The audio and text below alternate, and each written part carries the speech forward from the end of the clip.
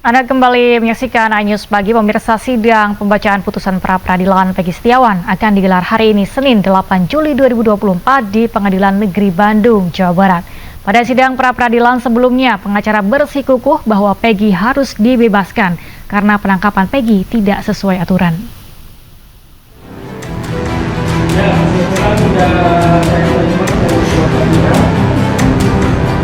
Jumat 5 Juli 2024, sidang pra-peradilan Peggy Setiawan digelar di PN Bandung, Jawa Barat.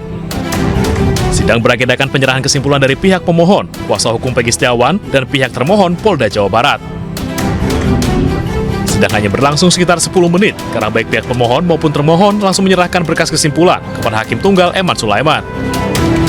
Dalam kesimpulan yang berjumlah 30 halaman, pihak kuasa hukum Peggy tetap berfokus pada salah tangkapnya Peggy Setiawan dalam kasus pembunuhan Vina dan Eki.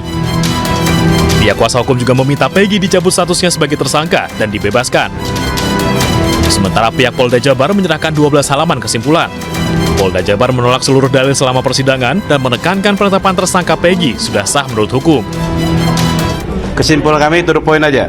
Kami minta agar tersangkanya Peggy Setiawan digugurkan. Sebab sesuai dengan fakta yang ada, sesuai dengan keterangan ahli, memang harus digugurkan dan dibebaskan.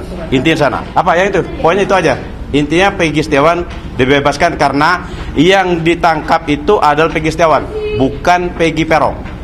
DPO itu adalah Peggy Peron. Dan proses penangkapannya tidak sesuai dengan Perkap Kapolri dan peraturan Kabar Reskrim. Pada akhirnya kami menolak dalil-dalil apa yang disampaikan oleh para pemohon, ya, mulai dari pemeriksaan para saksi, kemudian ahli pun dari pihak mereka juga sama mendukung kami. Itu aja. Bang, mungkin sedikit dari dasar penolakan dari pengacara, Bang. Gimana? Dasar poin-poin penolakan dari Dalil dari poin-poin. Oh ya, nanti kita sampaikan di dalam aja. Sidang pembacaan putusan pra-peradilan Peggy Setiawan akan digelar Senin 8 Juli 2024 di PN Bandung, Jawa Barat. Dari Bandung, Jawa Barat, tim liputan iNews melaporkan.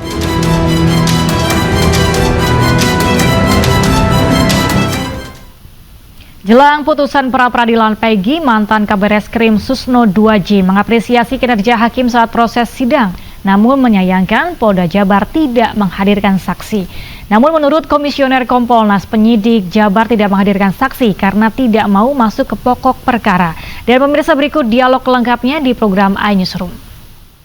Kita melihat jalannya sidang ya, bagus sekali, hakimnya nampak sekali netral, ya bagus. Kemudian kedua belah pihak kita lihat sama-sama mempunyai dalil dan sama-sama yakin dengan dalilnya, ya bagus ya. Memang begitulah yang namanya penggugat dan tergugat.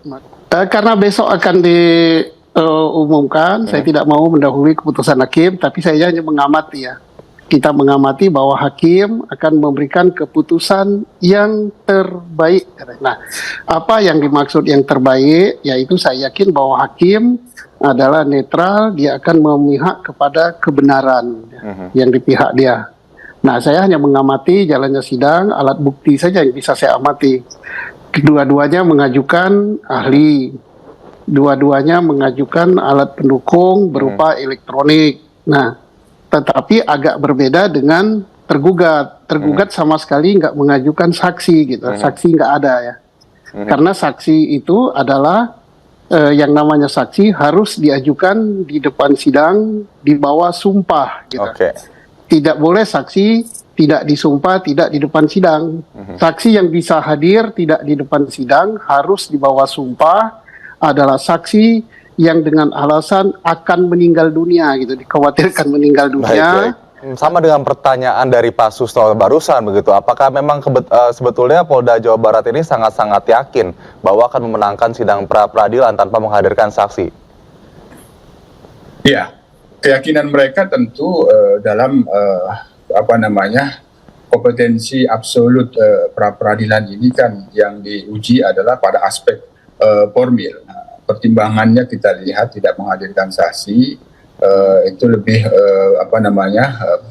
pada pertimbangan pada pokok perkaranya yang saksi itu akan dihadirkan, pertimbangan mereka tidak ingin masuk ke pokok perkara. Itu yang kita lihat, sehingga dengan menjawab alat bukti yang bukan saksi mereka yakin ya. Tapi ini kita lihat besok. Sesungguhnya kan sekali lagi ada dua hal, apakah sesuai dengan prosedur penetapan tersangkanya, tidak dilakukan pemanggilan terlebih dahulu, kemudian bagaimana alat buktinya. Nah ini kita lihat sudah dijawab. Ada keterangan ahli yang dihadirkan kemarin itu, ahli Agus ya, pertama itu memberikan jawaban. Begitu juga dari ahli yang diajukan pihak Peggy Setiawan itu sebagian memang ada bisa menjawab, tapi tentu sekali lagi apakah ini dipertimbangkan oleh hakim, ya itu menjadi kewenangan hakim besok. Baik. Saya sangat mengharap, karena kepolisian itu institusi saya ya, saya berharap ngajukan saksi gitu. Kok saksi tidak diajukan sama sekali gitu ke persidangan? Karena saksi itu kan harus dihadirkan di sidang di bawah sumpah. Yang dihadirkan ahli. Keterangan ahli itu tidak bisa menunjuk apakah dia itu Peggy Peron atau Peggy Setiawan. Apakah itu sesuai DPO atau beda DPO. Dia hanya sesuai dengan pengetahuannya, bersifat generalis. Yang bisa ngomong. Ketiadaan saksi ini apakah kemudian menurut Pak Susno akan membuka kemungkinan bahwa pra-peradilan akan dimenangkan oleh Peggy nantinya? Itu hakim lah yang bisa menilai. Tapi saya kan mengamati bahwa sangat sayang. Sehingga alat buktinya hanya keterangan ahli. Keterangan ahli didukung oleh alat bukti lain. Pisem sama keterangan ahli tidak gatuk gitu, nggak nyambung, karena pisem tidak menunjukkan siapa Peggy Setiawan, siapa Peggy Peron. Nah kemudian alat bukti yang lain berupa raport, berupa KK, KTP juga nggak nyambung. Itu sangat saya sayangkan. Ya itu tentu sekali lagi bagaimana menilai alat bukti itu, apakah menjadi alat dasar yang diajukan oleh penyidik, yang menjadikan dasar penyidik dalam menetapkan tersangka yang sudah disampaikan ke sidang pra-peradilan. Itu tentu karena ini prosesnya sedang kita tunggu besok, biar kita tunggu saja. Hanya dalam pantauan kami memang pada saat kami melakukan pemantauan langsung, ada alat bukti yang dikemukakan, alat bukti surat, putusan pengadilan itu juga disebut alat bukti surat, terkait dengan dasar. Sekali lagi dasar penyidik melakukan penyidikan ini kan karena ada putusan pengadilan yang itu disebut ada 3 DPO. 3 DPO salah satunya adalah Peggy alias Peron. Tentu penyidik mencarinya berdasarkan itu. Nah, dasar untuk melakukan penyidikan terhadap Peggy alias Peron ya putusan pengadilan itu. Nah, itu yang kami dapatkan pada saat kami memantau langsung sebelum adanya pra-peradilan. Nah, kemarin kita lihat ada keterangan ahli yang diajukan. Tapi ini sekali lagi, apakah ini dipertimbangkan oleh hakim tunggal, Hakim Eman? Nah, tentu kita tidak bisa mendahului. Hanya kita tidak bisa mendahului. Kasus pembunuhan pasangan kekasih Vina dan Eki memasuki babak baru dengan digelarnya sidang putusan pra-peradilan di Pengadilan Negeri Kota Bandung pada hari ini. Akankah majelis hakim memberikan keputusan yang adil dan memuaskan semua pihak? Berikut kami tampilkan perjalanan kasus pembunuhan Vina Eki sejak 8 tahun yang lalu.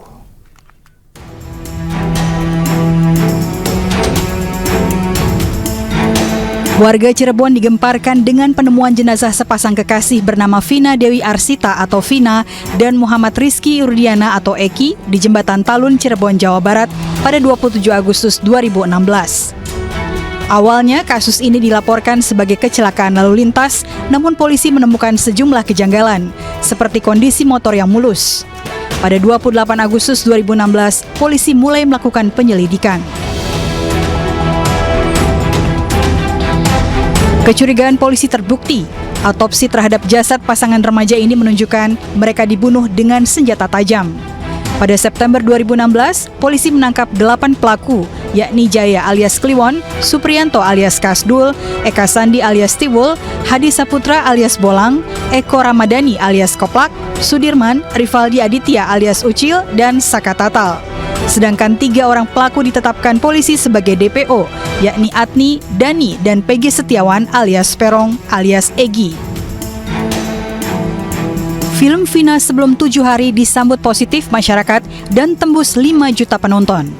Film ini memberikan dampak positif terhadap perkembangan kasus Vina Eki yang kembali diusut setelah 8 tahun. Peggy Setiawan ditangkap polisi di Bandung. Polisi mengklaim Peggy Setiawan adalah sosok Peggy Perong yang buron selama 8 tahun. Namun Peggy Setiawan membantah dengan berteriak di hadapan wartawan.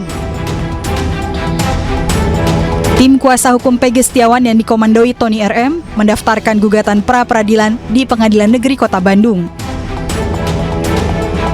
Menurut Tony, saat pembunuhan Vina Eki terjadi, Peggy tengah bekerja menjadi kuli bangunan di Kota Bandung. Nasib Peggy Setiawan akan diputuskan hari ini dalam sidang putusan pra-peradilan yang digelar Pengadilan Negeri Kota Bandung. Kubu Peggy yakin majelis hakim akan mengabulkan gugatan pra-peradilan. Sementara Polda Jabar menolak seluruh dalil gugatan pra-peradilan yang diajukan pihak Peggy.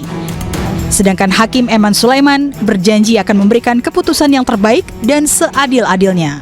Tim Liputan iNews melaporkan. Beralih ke informasi lain, pemirsa, Menparekraf Sandiaga Uno kembali memotivasi para sinias tanah air dalam berkarya. Dukungan dan motivasi diberikan dengan menggelar nonton bareng film terbaru karya sinias tanah air di Senayan Park, Jakarta.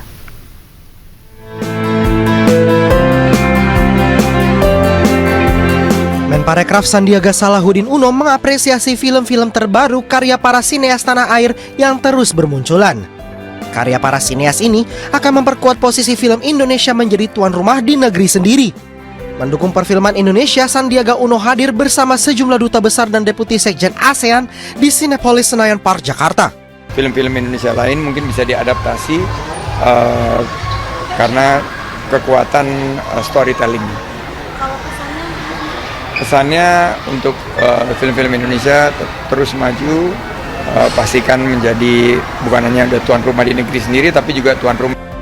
Film Indonesia semakin menguasai pasar dan industri perfilman tanah air, di mana 60% layar bioskop telah menampilkan film-film karya sineas tanah air. Dari Jakarta, Fakih Satrio, iNews melaporkan. Partai Perindo menggelar diskusi bertajuk Politics Reborn Volume 1 bertajuk Siapa Layak Pimpin Jakarta. Diskusi politik ini untuk meningkatkan kesadaran masyarakat untuk memilih sosok pemimpin yang ideal di Jakarta.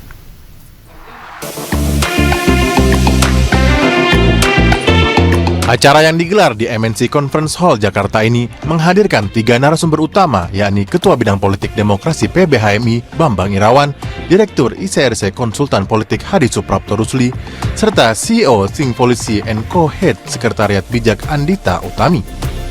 Para pemateri bertukar gagasan seputar isu prioritas Jakarta dan pemerintahan yang sekaligus diharapkan menumbuhkan kesadaran pemilih mengenai sosok pemimpin ideal Jakarta pada pilkada mendatang. Ketua Harian Nasional DPP Partai Perindo Angela Tandusudibyo menegaskan diskusi ini untuk membuka ruang bagi generasi muda berperan dalam politik. Dan tentunya kita harapkan bisa tidak hanya menjadi ruang gagasan, tetapi tadi bahwa ini bisa menjadi ruang aspirasi generasi muda yang bisa disalurkan melalui Partai Perindo. Diskusi politik ini juga menjadi agenda rutin Partai Perindo untuk membuka wawasan baru tentang politik terhadap generasi muda. Jadi acara Politics Reborn ini adalah program DPP Perindo yang baru kita luncurkan, di mana kita menyiapkan satu program kolaborasi dengan organisasi-organisasi pemuda. Kebetulan di acara pertama tadi kita kolaborasi dengan PBHMI. Ya, tentunya ini akan menjadi kegiatan yang sangat kontinu yang kita lakukan dengan berbagai tema yang dan isu yang kita akan gagas seperti itu. Dan kita juga ingin mendapatkan feedback dari masyarakat secara luas. Hadirnya ruang diskusi ini menjadi komitmen Partai Perindo untuk terus aktif menyuarakan gagasan untuk bersama-sama mewujudkan pembangunan yang makmur dan sejahtera di Indonesia. Dari Jakarta, Esra Ambarita Ari Setiawan, iNews melaporkan. Pemirsa, ribuan warga mengikuti jalan sehat dan pemeriksaan kesehatan gratis di Kota Kendari, Sulawesi Tenggara. Kegiatan digelar sebagai bentuk wujud syukur atas kepercayaan masyarakat kepada calon wali kota Kendari yang didukung Partai Perindo di Pilkada Serentak 2024. Lebih dari 20.000 warga antusias mengikuti jalan sehat di lapangan MTQ Kota Kendari, Sulawesi Tenggara. Selain jalan sehat, panitia juga menyediakan pemeriksaan kesehatan gratis bagi warga. Jalan sehat dan pemeriksaan kesehatan gratis diselenggarakan bakal calon wali kota Kendari 2024 yang diusung Partai Perindo Yudianto Mahardika. Kegiatan positif ini juga memberikan manfaat bagi para pelaku UMKM di wilayah kota Kendari. Antusias masyarakat yang sangat luar biasa, dan kegiatan ini pula saya melihat berdampak positifnya. Saya sebagai ketua Kadin, UMKM kita ini menjadi hidup, ya. Semua penjual-penjual UMKM yang ada ini betul-betul terdampak dengan adanya kegiatan ini. Harapannya saya berniat untuk memikul tanggung jawab yang lebih berat lagi untuk Kota Kendari, dan semoga saya mohon doa restunya untuk masyarakat Kota Kendari dan anak muda, milenial dan Gen Z di Kota Kendari. Tak hanya memberikan ratusan hadiah seperti motor dan tiket umroh gratis, masyarakat juga dihibur dengan penampilan sejumlah artis ibu kota. Dari Kota Kendari, Sulawesi Tenggara, Febriono Tameng, Ainis melaporkan.